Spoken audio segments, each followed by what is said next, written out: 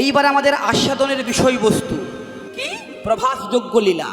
আমাকে একটু আগেই বলে গেলেন বাবু যে তত্ত্ব দিয়ে লীলার মধ্যে ঢুকতে, তত্ত্ব ছাড়া কোনো কীর্তনই হয় না। আর বিশেষ করে প্রভাসযোগ্য লীলা এমন একটা লীলা, এখানে তত্ত্ব ছাড়া চলেই না।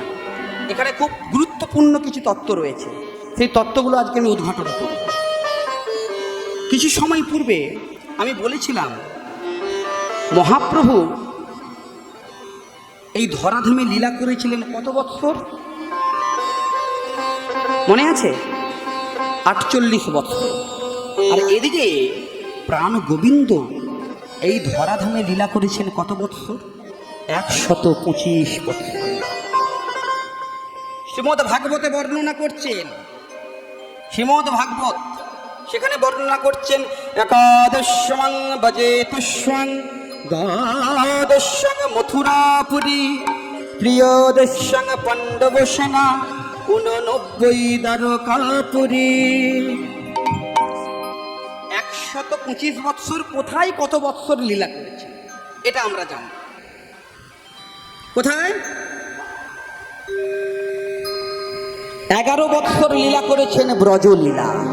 একাদশং ব্রজেতুষ্বং 11 বৎসর ব্রজলীলা করেছেন। দ্বাদশং মথুরাপুরী 12 বৎসর লীলা করেছেন মথুরাতে, মথুরার লীলা করেছেন।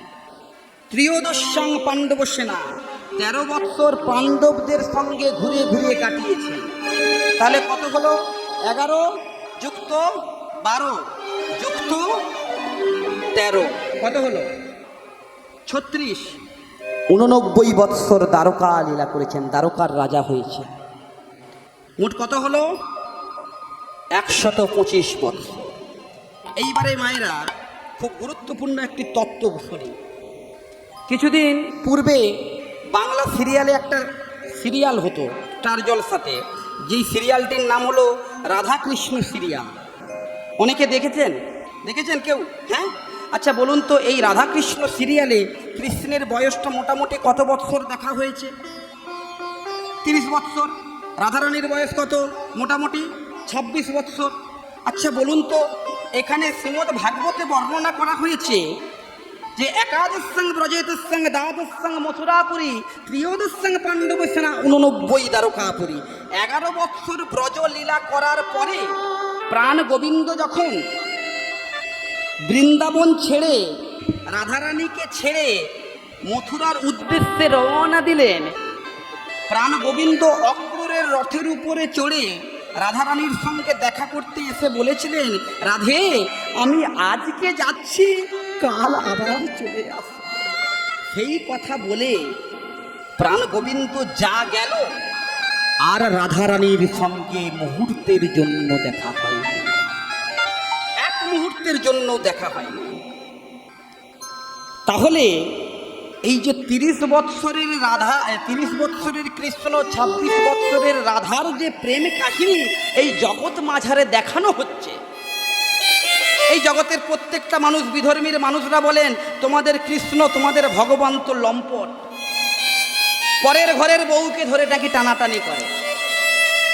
হ্যাঁ, রাধারানী নাকি পরের ঘরের বউ, তাকে ধরে টানাটানি করে। অনেক ইয়ং ছেলেরা বলে যে কৃষ্ণ করলে লীলা আর আমরা করলে খেলা। সে 16,108 জন গোপিনী নিয়ে লীলা করেছেন, রাস লীলা করেছেন, আর আমরা করলে খেলা। মানবের খেলা আর ভগবানের লীলার মধ্যে আকাশ পাতাল পার্থক্য। তার কারণ কি? এই জগতের জীব একটা স্ত্রী নিয়ে সংসার করতে পারে না, বারবার যেতে হয় উকিলের কাছে, কোর্টে যেতে হয় না। কিন্তু প্রাণ গোবিন্দ মাত্র 8 বৎসর বয়সে রাসলীলা দর্শন করিয়েছিল, মাত্র 8 বৎসর বয়সে।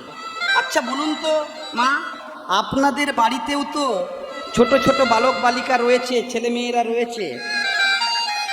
8 বৎসরের ছেলেদের মনে বা মেয়ের মনে কি কাম কামনার গন্ধ থাকে? কি বলেন মায়েরা? তাহলে ভগবানের লীলা আর মানবের খেলার মধ্যে অনেক পার্থক্য। সেই রাধারানী আজকে ক্রন্দন করছে বৃন্দাবনে বসে। খুব মন দিয়ে লীলাটা আস্বাদন করুন, এর ভেতরে খুব গভীর তত্ত্ব রয়েছে। কতদিন ক্রন্দন করছে? 100 বছর ধরে ক্রন্দন, 1 বছর নয়, 100 বছর ধরে ক্রন্দন করছে। কৃষ্ণ শূন্য বৃন্দাবন, সারা বৃন্দাবন দগ্ধ হচ্ছে। শ্রীমতী রাধারানী ক্রন্দন করছে। ললিতা, বিশাখা, চিত্রা, চম্পক, লতিকা আছে। ললিতা, বিশাখা, চিত্রা, চম্পক, লতিকা বসে রয়েছে, ক্রন্দন করছে। ললিতা, বিশাখা, চিত্রা, চম্পক, লতিকা বলছে, রাধে তোর কৃষ্ণকে তুই ভুলে যা, ও আর কোনোদিন বৃন্দাবনে আসবে না, তোকে ছেড়ে চলে গেছে, ও আর বৃন্দাবনে কখনোই আসবে না।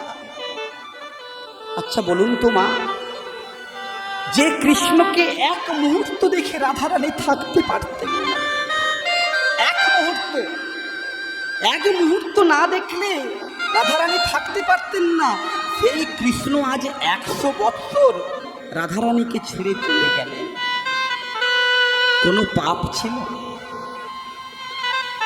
বৃন্দাবনে নেই কৃষ্ণ 100 বছর। এটা যদি জানতে হয়, এটা রাধারানীর এই যুগের পাপ নয়, এটা অনাদির আদির পাপ। এই সমগ্র পৃথিবী যখন ছিল জলমগ্ন, ঘর ছিল না, বাড়ি ছিল না, গাছ ছিল না, পাথর ছিল না, কোনো মানুষের সঞ্চার ছিল না, তখন এসেছিলেন প্রাণ গোবিন্দ ভট্টপত্রের। খুব মন দিয়ে তত্ত্বগুলো শুনুন, তত্ত্ব শুনবেন বলেছিলেন। ভট্টপত্রের উপরে প্রাণ গোবিন্দ শয়ন করে রয়েছে। ভট্টপত্র কি? মানে জলের যে ভুটকানি হয় না, বুঝকানি, ওই বুঝকানির উপরে, ভট্টপত্রের উপরে শ্রী গোবিন্দ শয়ন করে রয়েছে। পৃথিবীতে তখন কোনো কিছুর সৃষ্টি হয়নি, মানব তো দূরের কথা, গাছপালা পশু পাখির সৃষ্টি হয়। প্রাণ গোবিন্দ শুয়ে শুয়ে ভাবলেন, সমগ্র চারিদিকে যেদিকে তাকাই জল, চারিদিকে জল, কিন্তু এভাবে তো লীলা করা সম্ভব নয়। যদি আমাকে লীলা করতে হয়, তাহলে আমাকে সৃষ্টির সঞ্চার করতে হবে। প্রাণ গোবিন্দ নিজে সৃষ্টি করলেন নিজের বাম ভাগ থেকে শ্রীমতী রাধারানীকে। আপনারা যে কৃষ্ণের ভজনা করেন, যে কৃষ্ণ নাম আমরা গাইছি, সেটা কোন যুগের কৃষ্ণ? দ্বাপর যুগের কৃষ্ণ না, এটা অনাদির আদি কৃষ্ণ। কারণ একটা মন্ত্রে বলা হয়েছে, শ্রীমদ্ ভাগবতেই বলেছে, ঈশ্বর পরম কৃষ্ণ সচ্চিদানন্দ বিগ্রহ অনাদির আদি গোবিন্দ সর্বকারণের কারণম। ঈশ্বর পরম কৃষ্ণ সচ্চিদানন্দ বিগ্রহ অনাদির আদি গোবিন্দ। দাপর যুগের গোবিন্দের কথা বলে, কারণ আমাদের 4টা যুগ। কটা? 4টা যুগ, সত্য, ত্রেতা, দাপর, কলি। এই সত্য যুগের আগে একটা যুগ ছিল যেটা হলো অনাদি। তখন সমগ্র পৃথিবী ছিল জলমগ্ন। শ্রীমতী রাধারানীকে সৃষ্টি করলেন প্রাণ গোবিন্দ সর্বপ্রথম। প্রাণ গোবিন্দ তারপরে সৃষ্টি করলেন ক্ষীরোদশায়ী বিষ্ণুকে। ভক্তমণ্ডলী, ভক্তিমতী মা, খুব মন দিয়ে তত্ত্বটা শুনুন। আপনারা অনেকে ছবিতে, চিত্রতে দেখেছেন, সমুদ্রের মধ্যে অনন্ত নাগের উপরে নারায়ণ শয়ন করে রয়েছে, আর বিষ্ণু শ্রীমতী লক্ষ্মী পদসেবা করছেন নারায়ণের। এই ছবি দেখেছেন মায়েরা? দেখেছেন তো? প্রাণ গোবিন্দ ক্ষীরোদশায়ী বিষ্ণুকে সৃষ্টি করলেন। ক্ষীরোদশায়ী বিষ্ণুর এই নাভিপদ্ম থেকে ত্রিদেবীর সৃষ্টি হলো। সৃষ্টিতত্ত্ব আপনারা যারা ব্রহ্ম বৈবর্ত পুরাণ ঘেঁটেছেন, যারা পুরাণ পড়েন, তারা জানবেন সৃষ্টিতত্ত্ব। ক্ষীরোদশায়ী বিষ্ণু সৃষ্টি করলেন ত্রিদেবকে, ব্রহ্মা, বিষ্ণু, মহেশ্বর। ব্রহ্মার সৃষ্টি হলো, ব্রহ্মা যখন সৃষ্টি হলো তিনি জানে না তিনি কে, কেন তার জন্ম হয়েছে। চারিদিকে যেদিকে দেখে চারিদিকে জল। ব্রহ্মা যখন কাউকে দেখতে পেলেন না, তীব্র গতিতে হেঁটে চললেন। তীব্র গতিতে হাঁটতে হাঁটতে এগিয়ে যাচ্ছে। মায়েরা জানবেন যাদের বাড়িতে গাভীর চাষ রয়েছে, গরুর চাষ রয়েছে, বাছুর যখন জন্ম হয়, যেই মুহূর্তে বাছুরের জন্মটা হলো অমনি হওয়ার পরেই সঙ্গে সঙ্গে দেখবেন বাছুরিটা তীব্র গতিতে ছুটে চলে যায়, এদিক ওদিক ছুটে চলে যায়, হয় কি না? কারণ সে জানে না কে তার মা, কে তার বাবা, কে তার শুভাকাঙ্ক্ষী। তেমনি ব্রহ্মার যখন জন্ম হলো চারিদিক দেখছি শূন্য, জল শূন্য। হাঁটতে হাঁটতে চলে গেলেন 100 বছরের পর। সেখানে গিয়ে চারিদিকে যখন জল দেখলেন, আবার সেই রাস্তা ধরে ব্যাকে এলেন। ফিরে এসে যেইখানে জন্ম নিয়েছেন সেইখানে দাঁড়িয়ে আছেন কে? চারিদিক থেকে একটা ধ্বনি ভেসে উঠছে,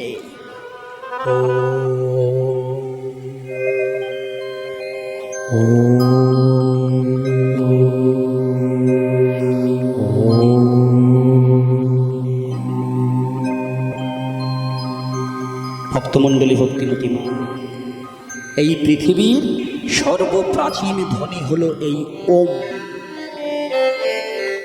ওম। চারিদিকে ধ্বনি ভেসে উঠছে, কাউকে দেখতে পাচ্ছে না। এমন সময় দৈববাণী হচ্ছে, শোনো ব্রহ্মা,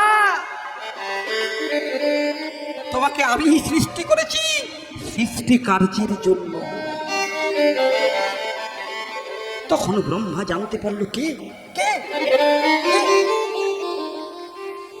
পাশাপাশি তো আর কেউ নেই। তখন ব্রহ্মা জানতে পারলো আমার নাম তাহলে ব্রহ্মা। বলে, শোনো ব্রহ্মা, তোমাকে সৃষ্টি করেছি এই জীব জগৎ সৃষ্টি করার জন্য। তুমি সৃষ্টি শুরু করো, সৃষ্টি আরম্ভ করো।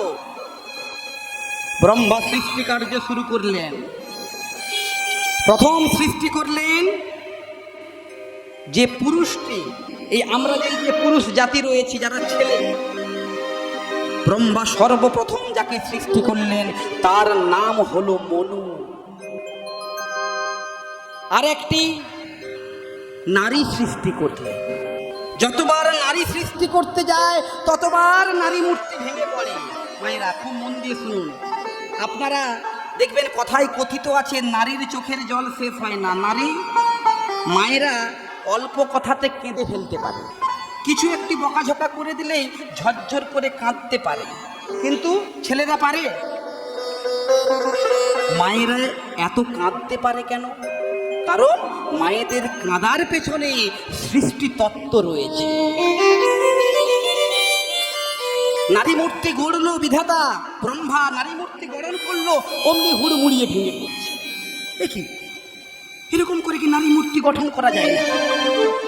তখন ব্রহ্মা চিন্তা করলেন এইভাবে নারী মূর্তি গঠন করা যাবে না, কি করতে হবে?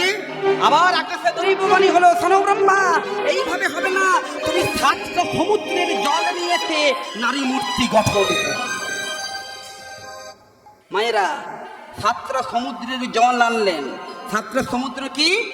দধি, দুগ্ধ, সুধা, সর্পি, লবণ, ইক্ষু, জ্বলন্তকা। এই 7 সমুদ্রের জল নিয়ে এসে যেই না নারী মূর্তিতে প্রদান করে নারী মূর্তি গঠন করেছে, আর নারী মূর্তি ভেঙে পড়ে না। এই 7 সমুদ্রের জল দিয়ে নারী মূর্তি গঠন হয়েছিল বলে মায়েদের চোখে অল্প কথায় জল চলে আসে। পুরুষকে গঠন করতে ব্রহ্মার সময় লেগেছিল 1 দিন 1 রাত্রি, আর নারীকে গঠন করতে সময় লেগেছে ব্রহ্মার 7 দিন 7 রাত্রি। 7 সমুদ্রের জল নিয়ে এসে নারী মূর্তি সৃজন করলেন। সর্বপ্রথম যে নারীটিকে সৃজন করলেন তার নাম হলো শতরূপা। হ্যাঁ, পৃথিবীর সর্বপ্রথম নারী যার নাম হলো শতরূপা, অপূর্ব সুন্দরী। এমন সময় ব্রহ্মা মাঝে দাঁড়িয়ে নিজের পুত্র মনুকে ডেকে বললে, শোনো মনু, এই দেখো আমি আরেকজনকেও সৃষ্টি করেছি। দেখো এই যে শতরূপা আমার বাঁ দিকে দাঁড়িয়ে আছে, তুমি আমার ডান দিকে আছো। দেখো তোমরা দুজন দুজনের দিকে অপলোকে তাকাও। মায়েরা, এই এলাকায় বিবাহের প্রচলন আছে তো নাকি? হ্যাঁ, বিবাহের প্রচলনের সময় দেখবেন একটা কার্য সিদ্ধি করানো হয়, উপরে একটা এই আর ওড়না একটা দিয়ে, ছাদনা তলাতে পান পাতা দিয়ে একটা কার্য সম্পন্ন করান ব্রাহ্মণ। কি কাজ বলে ওটাকে? কি বলে? শুভ শুভ দৃষ্টি। হ্যাঁ, এই সর্বপ্রথম ব্রহ্মা শুভ দৃষ্টির প্রচলন করলেন। অগ্নি সাক্ষী রেখে মনু আর শতরূপার বিবাহ প্রদান করলেন। ওই একে অপরের দিকে প্রেমের আলাপে দেখলো তার থেকে এক এক করে 14 জন সন্তানের জন্ম হয়েছে। 14 জন সন্তানের জন্ম হয়েছে। সেই 14 জন সন্তানের নাম হলো 14টি মনন্ত। আর সেই প্রথম সন্তান যিনি জন্ম নিয়েছিলেন শতরূপা এবং মনুর গর্ভে, তার নাম হলো স্বয়ংভুব মনু। আর আমরা যে মনুতে বসবাস করছি, এই মনুর নাম হলো বৈবস্বত মনু, সপ্তম মনু। এরপরে এখনো বাকি আছে 7 জন মনু, তার মধ্যেও আমরা যাব। এইবারে নারী মূর্তি পুরুষ মূর্তি গঠন হলো, জীব জগৎ সৃষ্টি হলো। এমন সময়ে ব্রহ্মা সৃষ্টি করলেন প্রাণ গোবিন্দের যত যত সখাগণ আছেন, শ্রীদাম সুদাম দাম বসুদাম সুবল মঙ্গল, এই যত যত সখাগণ আছে 24 জন সখা প্রাণ গোবিন্দের। 12 জন প্রধান সখা, 12 জন উপসখা। 12 জন প্রধান সখার নাম কি? 12 জন প্রধান সখার নাম হচ্ছে শ্রীদাম সুদাম দাম বসুদাম সুবল মহাবল সুবাহু মহাবাহু শতকৃষ্ণ অর্জুন লবঙ্গ মধুমঙ্গল। এই হলো 12 জন প্রধান সখা। 12 জন উপসখার নাম কি? হলায়ুধ বরুথপ গন্ধর্ব কিঙ্কিনী অংশুমান ভদ্রসেন বসন্ত বিলাসী উজ্জ্বল কপিল কলবিঙ্ক পুণ্ডরিক। এই 12 24 জন সখার সৃষ্টি করলেন। ললিতা বিশাখা চিত্রা চম্পক লতিকা সমস্ত সখীদের সৃষ্টি করলেন। আর সৃষ্টি করলেন বিরজাকে। প্রাণ গোবিন্দ সৃষ্টি করলেন, সৃষ্টির আদেশ দিয়েছেন। এমন সময় প্রাণ গোবিন্দ একদিন বিরজার কুঞ্জে প্রবেশ করেছেন। মায়েরা, তত্ত্বটা কি জন্য এতগুলো কথা বললাম সেই তত্ত্বটা আগে শুনে রাখেন। রাধারানী 100 বৎসর কৃষ্ণ ছাড়া রয়েছে। কেন কৃষ্ণ ছাড়া? কোন পাপ? শ্রীমতী রাধারানী বিরজার কুঞ্জে ঢুকলেন প্রাণ গোবিন্দ। এমন সময় নিজের অঙ্গগন্ধ চারিদিকে ছড়িয়ে দিয়েছেন প্রাণ গোবিন্দ। ছড়িয়ে দিয়ে নিজের সখা শ্রীদামকে রেখেছেন দাঁড়ি। শ্রীদাম, তুমি থাকো দাঁড়ি, আমি বিরজার কুঞ্জে যাচ্ছি। কেউ যদি এই দ্বার থেকে প্রবেশ করতে আসে, তুমি কাউকে প্রবেশ করতে দেবে না। এমন সময় শ্রীদাম দ্বার ঘেরে রয়েছে, দ্বার রক্ষী। আর কুঞ্জের ভেতরে গেছে বিরজা এবং শ্রী গোবিন্দ। এমন সময় কৃষ্ণের অঙ্গগন্ধ আকাশে বাতাসে ছড়িয়ে গেছে। অঙ্গগন্ধটা কেমন? অগুরু চন্দন মৃগনাভি কস্তুরী, এই তিনটাকে মিলিয়ে মিশিয়ে যে গন্ধের উৎপন্ন হয় সেটা হলো আমার শ্রী গোবিন্দের অঙ্গগন্ধ। শ্রী গোবিন্দের অঙ্গগন্ধ যখন শ্রীমতী রাধারানী পেয়েছি, চারিদিকে ছুটতে ছুটতে ছুটতে ছুটতে ছুটতে ছুটতে এসে দাঁড়ালেন বিরজার কুঞ্জের সামনে। এসে দেখলেন, শ্রীরাম, তুমি আমার গোবিন্দকে দেখেছো? শ্রীরাম এক কথাই বলে দিলেন, আমি জানি না। তার কারণ কি? জানিনি শুনিনি নাই তো ঘরে, এই 3 কথায় দেবতাও হারে।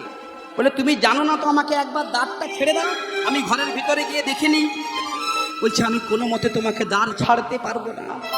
এই যখন দ্বার ছাড়ালেন না শ্রীরাম, আর রাধারানী দ্বার ছাড়ার জন্য বারবার অনুরোধ করছে, তখন দুজনের মধ্যে কিছু সময় পরে বাঘ বিতণ্ডা ঝগড়া শুরু হয়।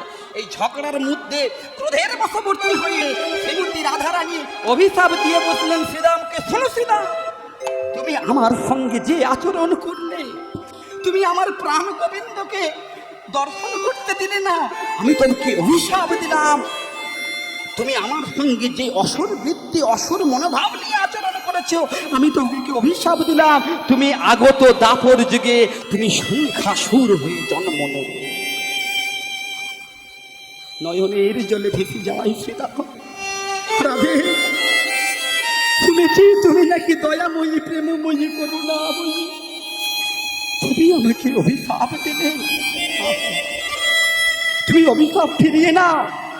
শ্রীমতী রাধারানী মুখ ঘুরিয়ে রইলেন, কোন রকম অভিশাপটা ফিরিয়ে নিলেন না। সঙ্গে সঙ্গে ক্রুদ্ধ হয়ে শ্রীরাম বলে উঠলেন, শোনো রাধে, আমি যদি কৃষ্ণকে এক মুহূর্তের জন্য কখনো ভালোবেসে থাকি, আমিও তোমাকে অভিশাপ করলাম যে এক মুহূর্তের জন্য তুমি কৃষ্ণকে দেখে তুমি থাকতে পারো না, তার জন্য তুমি আমাকে অভিশাপ দিলে আমি অসুর কুলে জন্ম নেব। আমিও তোমাকে অভিশাপ করছি, আগত দাপর যুগে ওই কৃষ্ণকে ছেড়ে তোমাকে 100 বছর কাটাতে হবে। শ্রীমতী রাধারানী বুঝতে পারলেন, কি কি অভিশাপ দিলে তুমি আমাকে? শ্রীরাম, তুমি অভিশাপ ফিরিয়ে নাও। এমন সময় মুরলীধারী শ্রী গোবিন্দ কুঞ্জের ভেতর থেকে বেরিয়ে এসে বলছে, শোনো রাধে, তুমি এইটুকু ধৈর্য ধরতে পারলে না আমার জন্য? আমার এখানে কিছু করার নেই। শ্রীরাম যখন অভিশাপ দিয়েছে, শ্রীরামের অভিশাপও ফলবে, আর তুমি যখন শ্রীরামকে অভিশাপ দিয়েছ, তোমারও অভিশাপ ফলে যাবে। এই তাহলে কি অভিশাপ দিয়েছিল শ্রীরাম? 100 বছর কৃষ্ণ ছেড়ে থাকতে হবে। দাপর যুগ এসে উপস্থিত, দাপর যুগ এসছে, কৃষ্ণ ওই বলে চলে গেল, কালী বলি কালা গেল মধুপুরে, সেকালেরও কত বাকি, ওই কালকে আসবো। কৃষ্ণ বলে গেলেন রাধারানীকে, আমি আজ যাচ্ছি, কালকে চলে আসবো। এই যা গেলেন, আর 100 বছর বৃন্দাবনে ফিরেন। রাধা কৃষ্ণের সাক্ষাৎ মিলন 100 বছর ধরে হয়নি। শ্রীমতী রাধারানী নয়নের জলে ভেসে যায়। ললিতা, বিশাখা, চিত্রা, চম্পক, লতিকা বলে,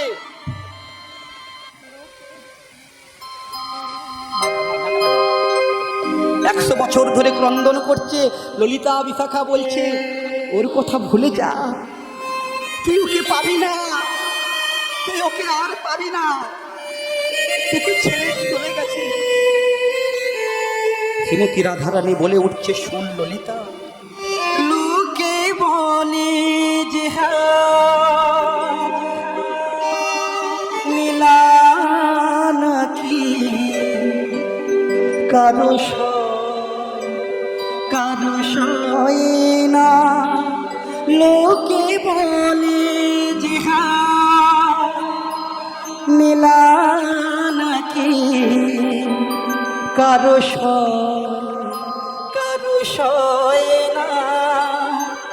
আমার আকাশ মেঘে ঢাকা, নীল কভু হয় না নদী, আমার সুনীল সাগর শুধুই কি মরে।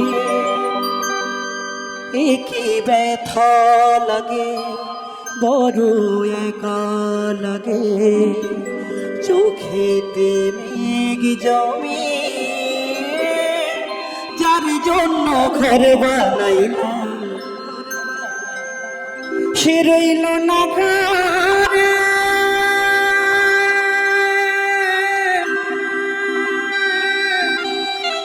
সেই ঘর উড়াইয়া নিল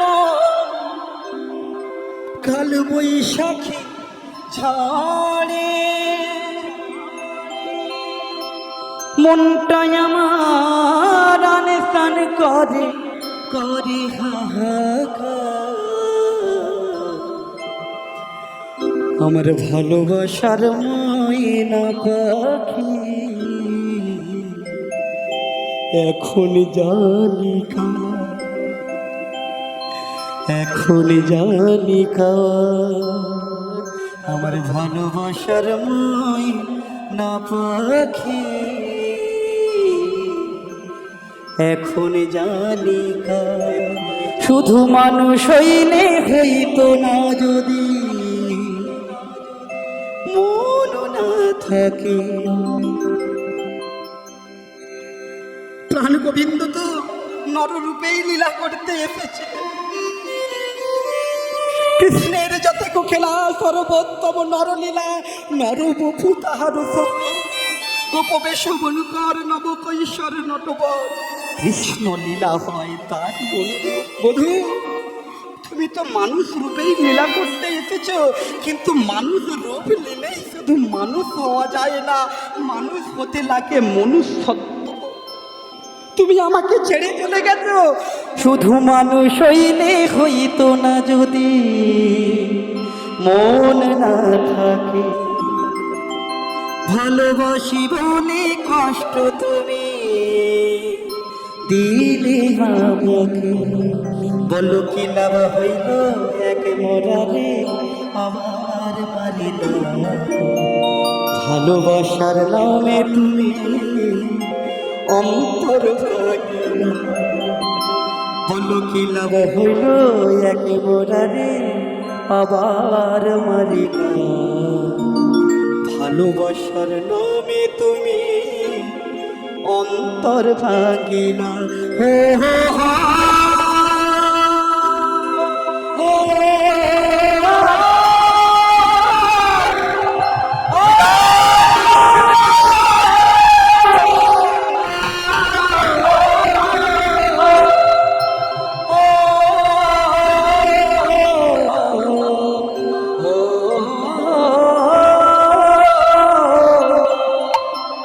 ভক্তমণ্ডলী, ভক্তিমতী মা, এইবারে তত্ত্বটা শুনুন। কৃষ্ণ নেই বৃন্দাবনে, কৃষ্ণের মতো করে একটা শ্রীমতী রাধারানীর ছবি আঁকলেন মৃত্তিকা উপরে। শ্রীমতী রাধারানীর ছবি আঁকলেন। মায়েরা মন দিয়ে শুনুন, শ্রীমতী রাধারানীর ছবিটি আঁকতে গিয়ে একটা জায়গাতে ভুল করবেন। সারা অঙ্গের মধ্যে একটা জায়গা শ্রীমতী রাধারানী আঁকতে ভুলে যাবেন। সেটা কোন জায়গাটি আপনারা এই পদাবলীটি শোনার পরে আপনারা বলবেন যে কোন জায়গাটা আঁকলো না। আহা কৃষ্ণ কৃষ্ণ বলি কাঁদে বাহু তুলি, আমার প্রাণবোধ গেল কোথায়। ও গো মৃত্তিকায় উপরে মুরতে আঁকিয়া, তারি শনে কহে কথা গো, আর শনে কহে কথা। বলো বলো বুঝো কথা বলো, আমি অনেক দিন তো শুনি নাই গো। বলো বলো বধু কথা বলো। এবার আঁকি আসে কোটি, মায়েরা মন দিয়ে শুনবেন। আঁকি আসে কোটি পরাইল ধটি ধুতি, কত না যতনে প্যারি। এবার নাভি সরোবর আঁকিল তার কত না যতন করি, কত না যতন করি। এবারে বাহু দুটি আঁকি, মায়েরা ছলো ছলো আঁকি মুরলি দিল সে করে। কম্বু কণ্ঠ কিবা, ভক্তমণ্ডলী, ভক্তিমতী মা, কম্বু কণ্ঠ কি? কণ্ঠ মানে তো বুঝলাম, কিন্তু কম্বু কণ্ঠ কি? মায়েরা সন্ধ্যের সময় শঙ্খধ্বনি করেন তো, ওই শঙ্খধ্বনি যেদিক দিয়ে করেন দেখবেন মুখের দিকটা থাককে থাক সাজানো থাকে না, ভাঁজকে ভাঁজ। তেমনি শ্রী গোবিন্দের কণ্ঠটি ছিল ভাঁজ দেওয়া। কম্বু কণ্ঠ কিবা অপরূপ শোভা, বদন আঁকিল পরে, বদন আঁকিল পরে। ভক্তমণ্ডলী, ভক্তিমতী মা, আচ্ছা বলুন তো, সর্বাঙ্গ তো আঁকলো, কোন জায়গাটা শ্রীমতী রাধারানী আঁকলো না? হ্যাঁ মায়েরা বলুন, কোন জায়গাটা আঁকলো না? জানেন না? তখন ললিতা বিশাখা চিত্রা চম্পক লতিকা বলে, ও গো রাধে গো, তুই তো আমার শ্রী গোবিন্দের সর্বাঙ্গ আঁকলি, কিন্তু চরণ কেন আঁকলি না? মায়েরা এত সময় পদটা গাইলাম, একবার চরণের কথা কি বললাম? চরণ এঁকেছে। তখন কাঁদতে কাঁদতে আমার রাধারানী বলে, ওরে ললিতা, ওরে বিশাখা চিত্রা চম্পক লতিকা, আমি তো আমার গোবিন্দের সর্বাঙ্গ এঁকেছি, চরণে কেন আঁকলি না জানি। আমার প্রাণ গোবিন্দের চরণ ছিল বলে সে তার প্রাণের রাধা রানীকে ছেড়ে চিরতরের মতো চলে গেছে। তাদের বৃন্দাবন ছেড়ে চিরতরের মতো চলে গেছে। আমি যদি এই মৃত্তিকা মূর্তির চরণ রেখেছি, সেও যদি আমায় ছেড়ে চলে যায়, আমি কারে নিয়ে বাঁচবো? আমি তাই তো চরণ আঁকি না। সে যদি আমায় ছেড়ে চলে যাই গো, তাই তো চরণ আঁকি নাই। সে যদি আমায় ছেড়ে চলে যাই গো, তাই তো চরণ আঁকি নাই। এবার মুখে মুখ দিয়া কাঁদিয়া কাঁদিয়া তার শোনে কহি কথা। শ্রীমতী রাধারানী গোবিন্দের যে মূর্তিটা মাটির উপরে এঁকেছেন, ওই মৃত্তিকা মূর্তির উপরে শ্রীমতী রাধারানী শয়ন করে ফেলেছেন। আর শ্রীমতী রাধারানীর গালটা রেখেছেন ওই মৃত্তিকা মূর্তির উপরে। মৃত্তিকা মূর্তির উপরে গালটা রেখে দিয়ে বলছে, বলো বলো বধূ কথা বলো, আমি তোমার কণ্ঠস্বর অনেক দিন তো শুনি নাই গো। বলো বলো বধূ কথা বলো। দাসে যদু না থাকায় ওহে সময় আসিয়া দেখো হেথা, আসিয়া দেখো হেথা।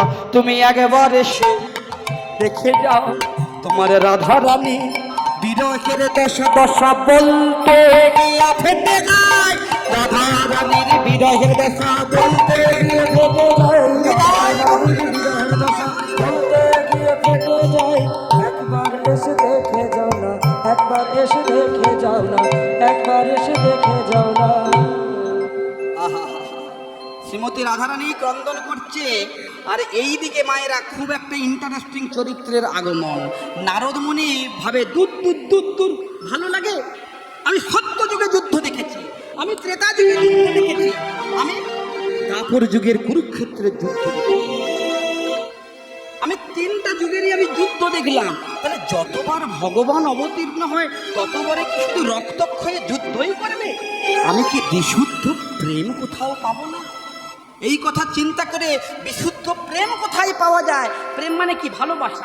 ভালোবাসা কোথায় আছে এই কথা চিন্তা করে নারদ মুনি একেলি বসিয়া নারদ চিনতে মনে মনে, একেলি বসিয়া নারদ চিনতে মনে মনে, একেলি বসিয়া নারদ চিনতে মনে মনে, একেলি বসিয়া নারদ চিনতে মনে মনে। কোথায় রহে শুদ্ধ ভক্তি পাইব কেমনে, কোথায় রহে শুদ্ধ ভক্তি পাইব কেমনে। অধিক বলিয়া নারদ ভেকিয়া রহনে,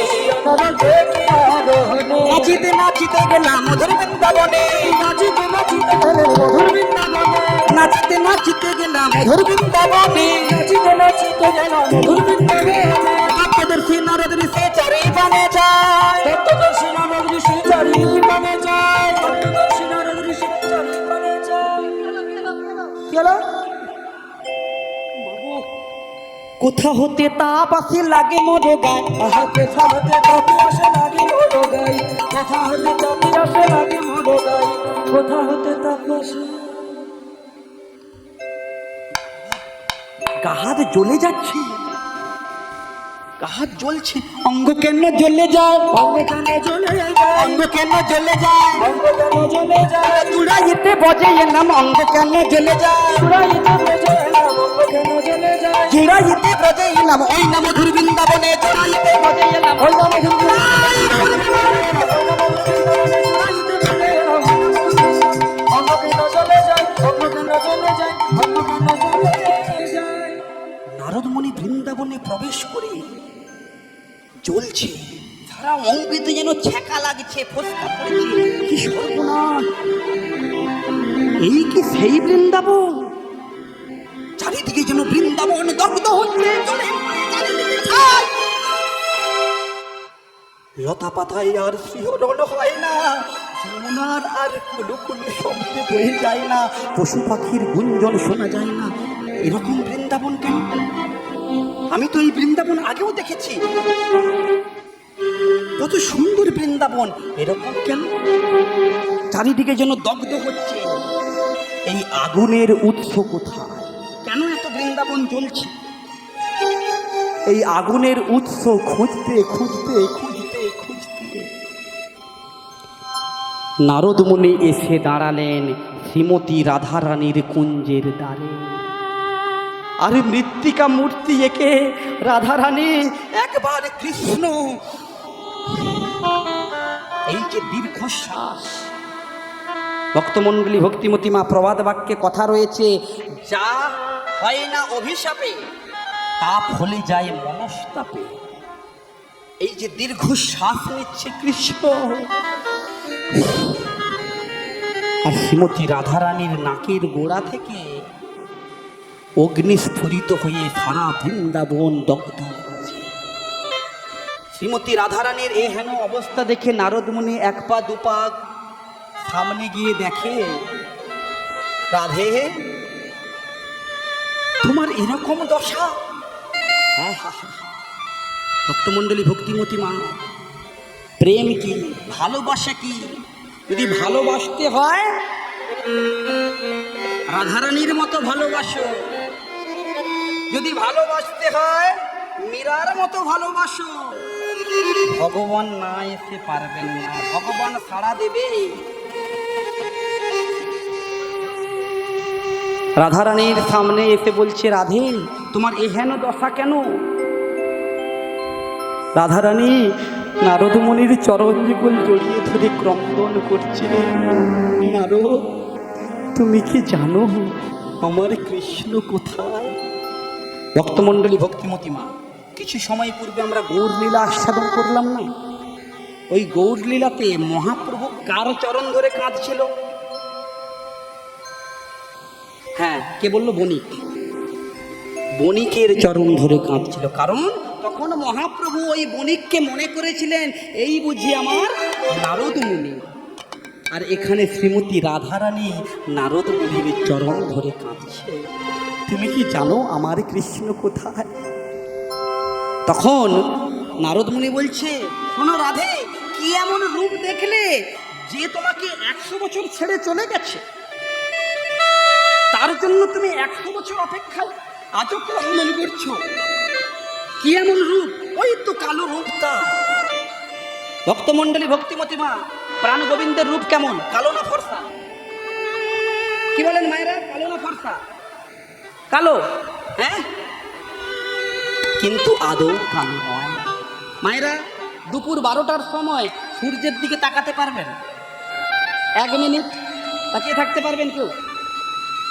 তাকানোর পরে যদি নিচের দিকে তাকান, সব কিছু কালো মনে হয় না? অন্ধকার মনে হয় না? আমার প্রাণ গোবিন্দের অঙ্গজ্যোতি হলো ওই রকম 1 কোটি সূর্যের সমান। এক সূর্যের দিকে তাকিয়ে, সূর্য তো দূরের কথা, এই যে হ্যালোজিনটা জ্বলছে এর দিকে তাকানোর পরে আপনাদেরকে আমি দেখতেই পাচ্ছি না। তাহলে শ্রী গোবিন্দের অঙ্গজ্যোতি 1 কোটি সূর্যের সমান। তার দিকে কেউ তাকানোর পরে যদি অন্য কিছুর দিকে দেখে, সব কিছুই তো কালো মনে হবে, ফর্সা লাগবে? বলে শোনো, তুমি তার রূপের বিচার করো না, তুমি যদি পারো আমার কৃষ্ণের সঙ্গে মিলন করিয়ে দাও। আচ্ছা ভক্তমণ্ডলী, ভক্তিমতী মা, আপনারা এতদিন নারদ মুনির নাম শুনেছেন তো? হ্যাঁ, এর আগে নারদ মুনির নাম শুনেছেন তো? নারদ মুনির চরিত্র কোন চরিত্র বলুন তো? নারদ মুনিকে আমরা ঝগড়া লাগানোর দেবতা হিসাবে চিনি। মানে এর কথা তার কাছে, তার কথা ওর কাছে, এইটা বলে দেবতাদের মধ্যে ঝগড়া বাঁধিয়ে দিত। হ্যাঁ, কিন্তু আজকে নারদ মুনি অন্য চরিত্রে অভিনয় করবে। কে? আজকে শুধু নারদ মুনি মিলন, ঝগড়া লাগানোর দেবতা নয়, আজকে নারদ মুনি মিলনও ঘটাতে পারে, এটা প্রমাণ করবে।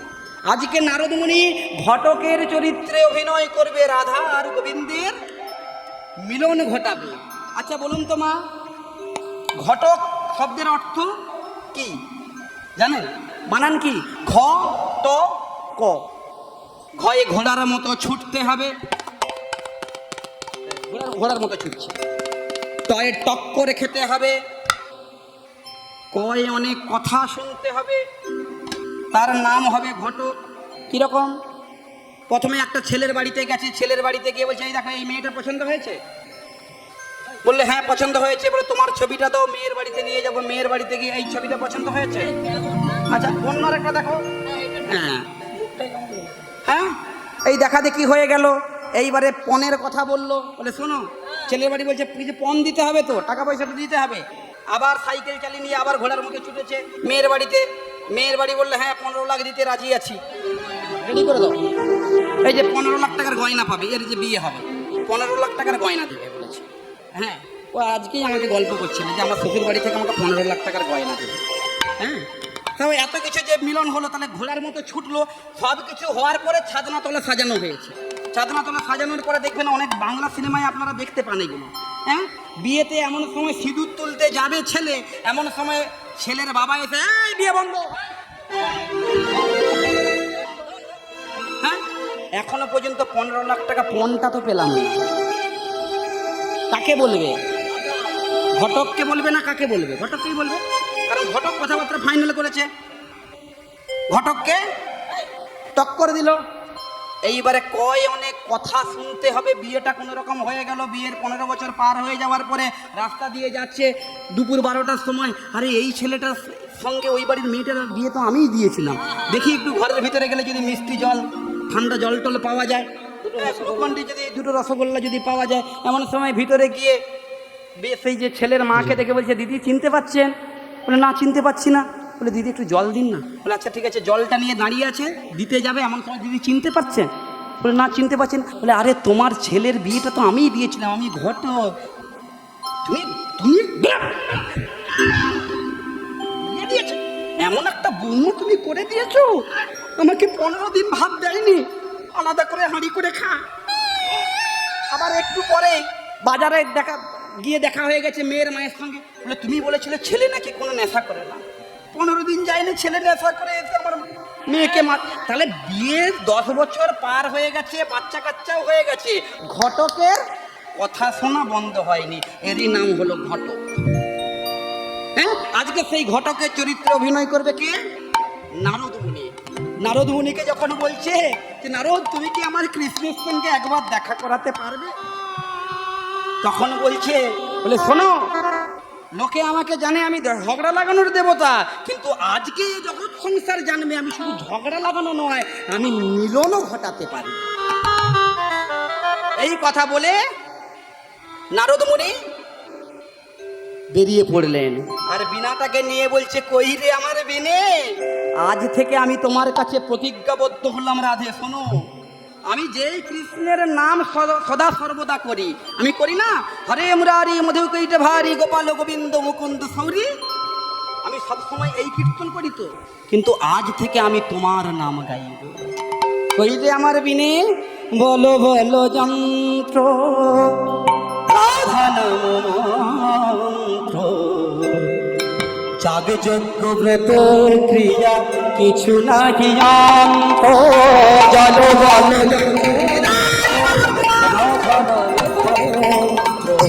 যাগ যজ্ঞ ব্রত ক্রিয়া কিছু নাহি অন্ত, বল বল রাধা নাম মন্ত্র, যাগ যজ্ঞ ব্রত ক্রিয়া কিছু নাহি অন্ত, বল বল বিনে রাধা নাম বিনে, বল বিনে রাধা নাম বিনে, এই ত্রিভুবনে কিছু নাহি আর, বল বল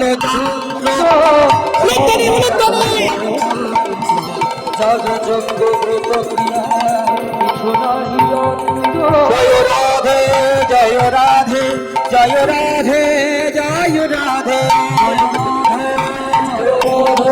জয় রাধে রাধে রাধে রাধে রাধে রাধে রাধে রাধে রাধে বৃন্দাবন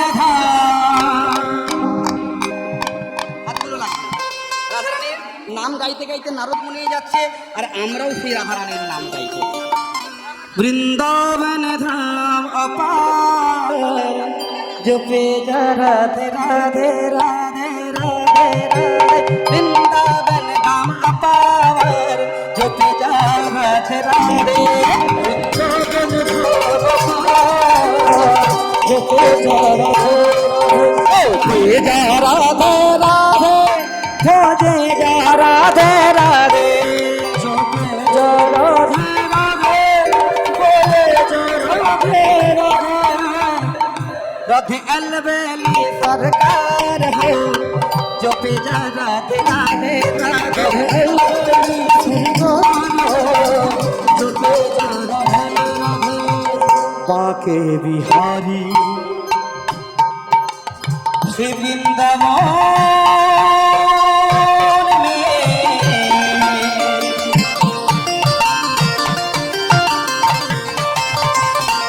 है मेरा दिल खो गया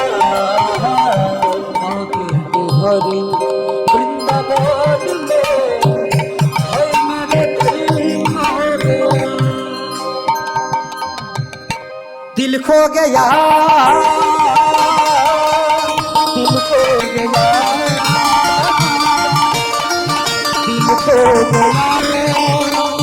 दिल खो गया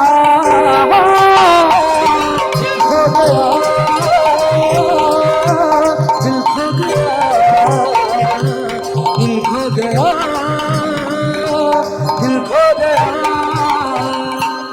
यहाँ जमुना किनारे है मधुबन प्यारा है कन कन में भी हरी यह तेरी नजरा है दिल खो गया दिल खो गया दिल खो गया दिल खो गया শ্রীমতী রাধা রানীর নাম গাইতে গাইতে নারদ মুনি এসে দাঁড়ালেন দ্বারকাপুরীর দ্বারে রাধা রানীর নাম শুনে প্রাণ গোবিন্দ আর সিংহাসনে বসে থাকতে পারলেন না অমনি ছুটতে ছুটতে কে এত সুন্দর মধুর স্বরে রাধা নাম গায় কাঁদতে কাঁদতে ছুটতে ছুটতে এসে দেখে নিজের দুয়ারে নারদ মুনি রাধার নাম গাইছেন নারদ মুনিকে জিজ্ঞাসা করছি প্রণিপাত নারদ মুনি এত সুন্দর মধুর স্বরে রাধা নাম কে গিয়েছিল তুমি বলে শোনো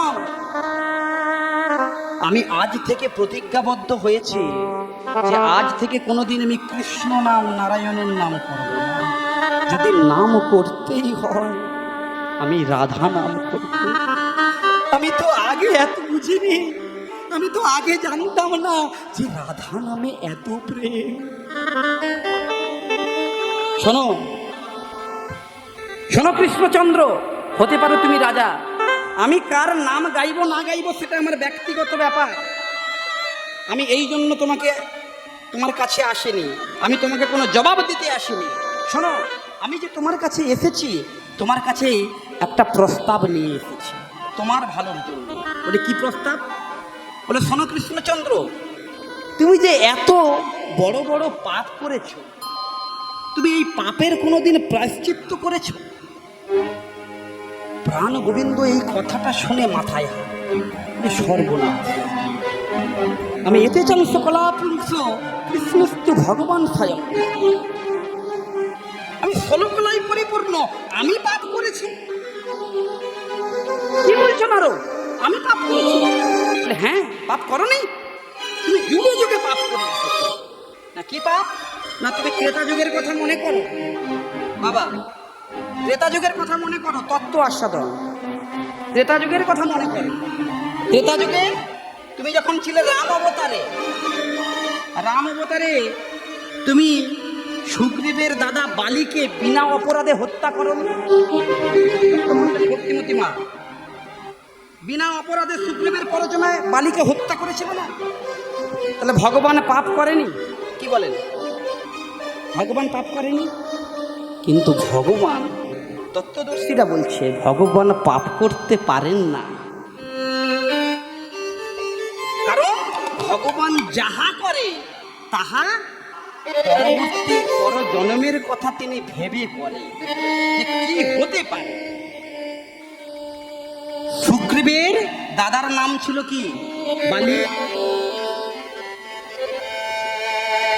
বালিকে যখন বিনা অপরাধে হত্যা করলো, বালির পুত্রের নাম কি ছিল? অঙ্গদ। অঙ্গদ শ্রী রামচন্দ্রের শরণাপন্ন হলো। শ্রী রামচন্দ্র বলে উঠল, শোনো অঙ্গদ, আমি তোমার পিতাকে হত্যা করেছি, আমি পাপ করেছি, আমার তো পাপের সাজা হওয়া উচিত। তুমি আমার কাছে বর চেয়ে না, তোমার যেহেতু বাবা নেই, তুমি আমার কাছে এমন একটা বর চেয়ে নাও যে বরের জন্য তোমার অনেক কিছু লাভ হবে। বলে, শুনুন রামচন্দ্র, আমি আপনার কাছে এই বর ভিক্ষা করি, আমার পিতাকে হত্যা করেছে, আমার পিতার হত্যাকারীকে যেন আমি বধ করতে পারি। এইবারে সেই ভস্মাসুরের কথা মনে আছে? ভক্তিমতী মা, ভস্মাসুরের কথা জানেন তো? মহাদেব বর দিয়েছিল যে ভস্ম, তুমি যার মাথায় হাত দিবে সে ভস্ম হয়ে যাবে। আর সামনে ছিল মহাদেব, বলে আমি যে বরটা পেয়েছি তাহলে বরটা কতটা কার্যকর হয়ে দেখি। শিবের মাথায় হাত দিবে, শিবকে ভস্ম করে দিবে, চিন্তা নিয়েছে। তাহলে এইদিকে ভগবান বলে বসেছে, এমন বর চাও তোমার অসুবিধা হবে না। বলে, আমি এমন বর দিন আমার পিতার হত্যাকারীকে যেন আমি হত্যা করতে পারি। রামচন্দ্র মৃদুমন্দ হেসে বললেন, শোনো অঙ্গদ, এটা তো তোমার এই ত্রেতা যুগে সম্ভব হবে না। দ্বাপর যুগে তুমি হবে জরাবেদ, আমি হব কৃষ্ণ। আর তুমি জরাবেদ হয়ে পাখি শিকার করতে গিয়ে পাখির ঠোঁট মনে করে আমার বৃদ্ধা আঙ্গুলের, পায়ের বৃদ্ধা আঙ্গুলে তুমি তীরবিদ্ধ করবে। ওই সামান্য তীরের আঘাতে আমি আমার জীবন বিসর্জন করব। তাহলে পাপ করেছে, তখন পর্যন্ত তো সেই পাপের খণ্ডন হয়েছে কি? কারণ কৃষ্ণ তো বধ হয়নি। আবার তরণীকে বিনাশ করেছে, তরণী তো রাম ভক্ত ছিল, তাহলে কৃষ্ণ ভক্ত রাম ভক্তকে যে বিনাশ করলো তার পাপ হতেই পারে। তুমি যে এই পাপ করলে, এই যে কুরুক্ষেত্রের যুদ্ধ কয়েকদিন আগে ঘটে গেল, এই কুরুক্ষেত্রের যুদ্ধের পরে কত মানুষের প্রাণ গেছে, দোষী মানুষের প্রাণ গেছে, নির্দোষের। কারণ এই দেখুন, কিছুদিন পূর্বে ভারত পাকিস্তানের মধ্যে যুদ্ধ শুরু হলো। আমাদের ভারতের যারা নির্দোষী, যারা জওয়ান ছিল, কিছু মানুষের তো প্রাণ গেছে, তারা তো দোষ করেনি। কিন্তু ধর্ম ধর্মের মধ্যে যখন যুদ্ধ হয় তখন কিছু ধার্মিক ব্যক্তিরও প্রাণ যায়। সেই যে ধার্মিক ব্যক্তিগুলোর প্রাণ তুমি নিলে, তার জন্য তোমার পাপ হবে না? বলে, শোনো, কুরুক্ষেত্রের যুদ্ধের জন্য তো রাজস্ব যজ্ঞ করেছে যুধিষ্ঠির। বলে, যুধিষ্ঠির যজ্ঞ করেছে, সেটা যুধিষ্ঠিরের পুণ্য হয়েছে। তোমার কি হয়েছে? তুমি যে এত বড় পাপ করেছো, তোমার কিছু লাভ হয়েছে? তোমাকেও যজ্ঞ করতে হবে। দেখুন, শ্রীমতী রাধারানীর সঙ্গে মিলনের পন্থা তৈরি হচ্ছে, তোমাকেও যজ্ঞ করতে হবে। বলে, যজ্ঞ? বলে, হ্যাঁ, যজ্ঞ করতে হবে। ত্রেতায় রাম রাজা ছিল, অশ্বমেধ যজ্ঞ কইল। ত্রেতায় রাম রাজা ছিল, অশ্বমেধ যজ্ঞ করল। ত্রেতায় রাম রাজা ছিল, অশ্বমেধ যজ্ঞ কইল। ত্রেতায় রাম রাজা ছিল, অশ্বমেধ যজ্ঞ করল। দানব্রত যজ্ঞ হবে এবে, দানব্রত যজ্ঞ হবে এবে। ভক্তমণ্ডলী, ভক্তিমতী মা, এই যে লীলাটার নাম কি বলেছিলাম? প্রভাস